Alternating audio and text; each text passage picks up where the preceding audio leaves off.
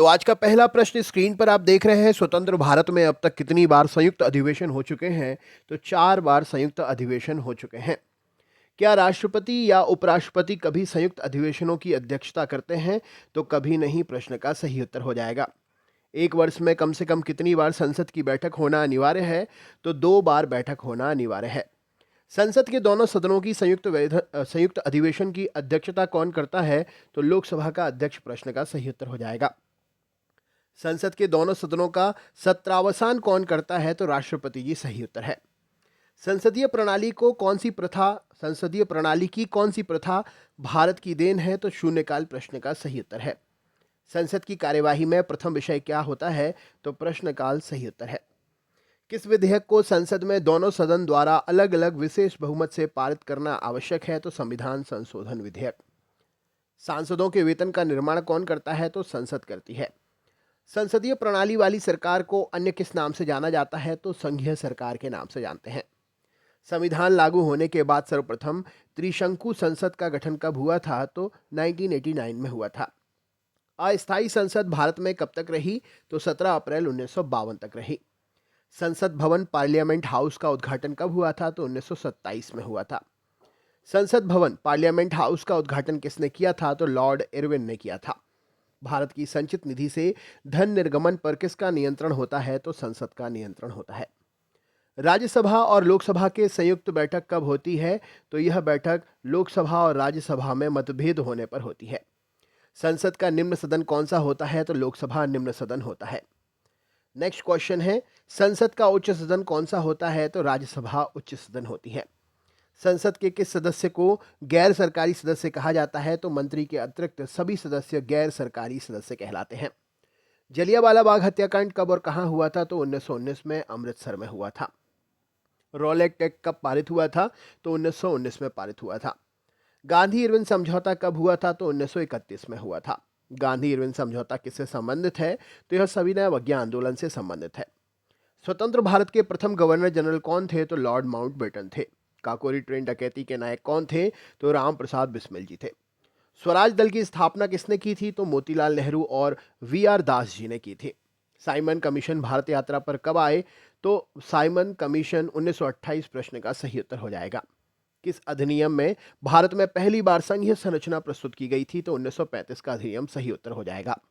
23 फरवरी 1942 को royal Indian navy ने विद्रोहियों को आत्मसमर्पण समर्पण के लिए राजी किसने किया? तो रॉयल इंडियन नेवी के विद्रोहियों को आत्मसमर्पण के लिए सरदार पटेल और मोहम्मद अली जिन्ना ने राजी किया था।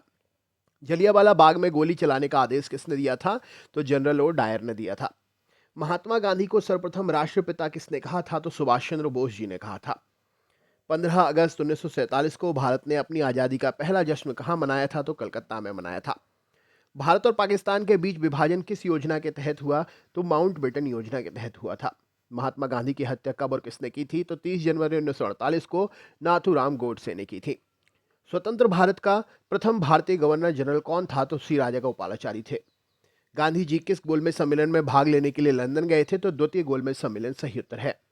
असहयोग आंदोलन के शुरू होने के समय भारत का वायसराय कौन था? तो लॉर्ड चैम्सफोर्ड थे। इंडिया फॉर इंडिया नामक पुस्तक किसने लिखी है? तो चित्तरंजन दास जी ने लिखी है। जनरल डायर की हत्या किसने की थी? तो उधम सिंह जी ने की थी। भारतीय कम्युनिस्ट पार्टी की स्थापना किसने की थी? तो 1921 में भारतीय कम्युनिस्ट पार्टी की स्थापना हुई थी। दांडी यात्रा में गांधी जी ने कितनी दूरी तय करके नमक कानून का विरोध किया था? तो 385 किलोमीटर सही उत्तर है। जलियांवाला बाग हत्याकांड के समय भारत का वायसराय कौन था? तो लॉर्ड चैम्सफोर्ड थे। किससे लाल कुर्ती के नाम से जाना जाता है? तो खुदाई खिदमतगारों को लाल कुर्ती के नाम से जाना जाता है। 1919 में पंजाब में हुए अत्याचारों के फलस्वरूप किसने ब्रिटिश सरकार से प्राप्त सर की उपाधि लौटा दी थी? तो यह उपाधि रविंद्रनाथ टैगोर जी ने लौटा दी थी। डिस्कवरी ऑफ इंडिया पुस्तक किसने लिखी है? तो जवाहरलाल नेहरू सही उत्तर हो जाएगा। स्वराज पार्टी की स्थापना कहाँ की गई? तो इलाहाबाद में की गई थी। इंडियन लिबरल फेडरेशन की स्थापना किसने की? तो 1932 में महात्मा गांधी जी ने की थी। 21 अक्टूबर 1943 को स्वतंत्र भारत की आजाद हिंद सरकार की घोषणा कहाँ की गई? तो सिंगापुर में की गई थी। भारत छोड़ो आंदोलन के समय इंग्लैंड का प्रधानमंत्री कौन था? तो चर्चिल सही उत्तर है। 1947 के समय भारतीय राष्ट्रीय कांग्रेस के दिल्ली अधिवेशन की अध्यक्षता किसने की थी? तो राजेंद्र प्रसाद जी ने की थी। भारतीय राष्ट्रीय कांग्रेस का 1938 का अधिवेशन कहाँ हुआ था? तो हरिपुरा में हुआ था। 1927 की बटलर कमेटी का उद्देश्य क्या था? तो भारत सरकार और देसी राज्यों के बीच संबंध सुधारना था। करो या मरो का नारा किसने दिया था? तो महात्मा गांधी जी सही उत्तर है। 1931 के कराची अधिवेशन में भारतीय राष्ट्रीय कांग्रेस की अध्यक्षता किसने की थी? तो सरदार वल्लभ भाई पटेल जी सही उत्तर है। भारत में साइमन कमीशन के बहिष्कार का कारण क्या था? तो इसमें सभी सदस्य अंग्रेज थे, यह मुख्य कारण था। किस आंदोलन में सरदार पटेल ने मुख्य भूमिका निभाई थी? तो बारदोली सत्याग्रह सही उत्तर हो जाएगा। भारत छोड़ो आंदोलन का प्रस्ताव का आलेख किसने तैयार किया था? तो महात्मा गांधी जी सही उत्तर है। स्वतंत्रता आंदोलन के दौरान साबरमती आश्रम किस शहर के निकट था? तो यह अहमदाबाद के निकट था, अभी भी है, वहीं पर ही है। इंडियन एसोसिएशन की स्थापना किसने की? तो सुरेंद्र नाथ बनर्जी जी ने की थी। किस कांग्रेसी नेता को भारत का महान वृद्ध व्यक्ति कहा जाता है? तो दादा भाई नौरोजी सही उत्तर है। भारतीय विश्वविद्यालय अधिनियम किसके काल में पारित हुआ था? तो 1904 में लॉर्ड कर्जन के काल में पारित हुआ था। भारतीय सिविल सेवा में चुने जाने वाले प्रथम भारतीय कौन थे? तो सत्येंद्र नाथ टैगोर जी थे। हर्मिट ऑफ शिमला किसे कहा जाता है? तो ए.ओ. ह्यूम जी सही उत्तर हो जाएगा। पहली बार कौन सा भारतीय ब्रिटिश संसद के लिए निर्वाचित हुआ था? तो दादा भाई नौरोजी सही उत्तर है। भारतीय राष्ट्रीय कांग्रेस की प्रथम बैठक कहां पर हुई थी? तो मुंबई में हुई थी। भारतीय संघ के संस्थापक कौन है? तो सुरेंद्र नाथ बनर्जी हैं। किसकी गिरफ्तारी के बाद भारतीय राष्ट्रीय कांग्रेस में नया मोड़ आया? तो बाल गंगाधर तिलक सही उत्तर है। भारतीय राष्ट्रीय कांग्रेस की प्रथम बैठक में कितने लोगों ने भाग लिया था? तो 72 प्रश्न का सही उत्तर है।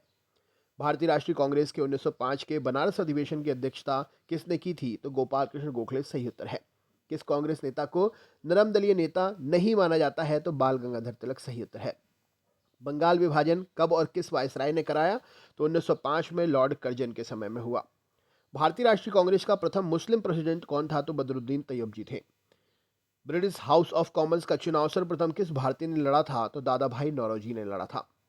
भारतीय कांग्रेस के साथ इंडियन एसोसिएशन का विलय कब हुआ? तो 1883 में हुआ था। A nation in the making नामक पुस्तक किसने लिखी है? तो सुरेंद्र नाथ टैगोर जी ने लिखी है।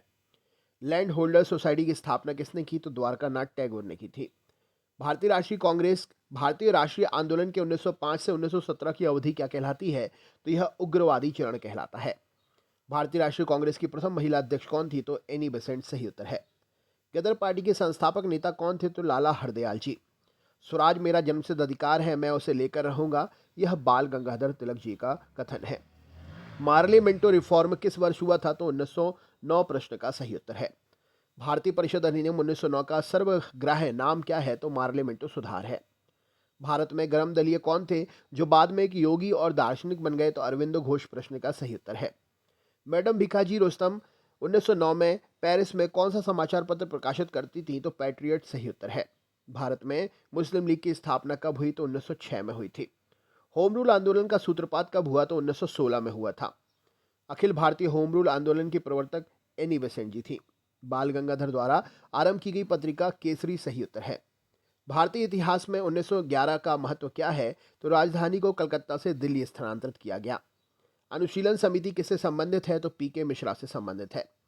भारतीय राष्ट्रीय कांग्रेस का विभाजन कब हुआ? तो 1907 में हुआ था।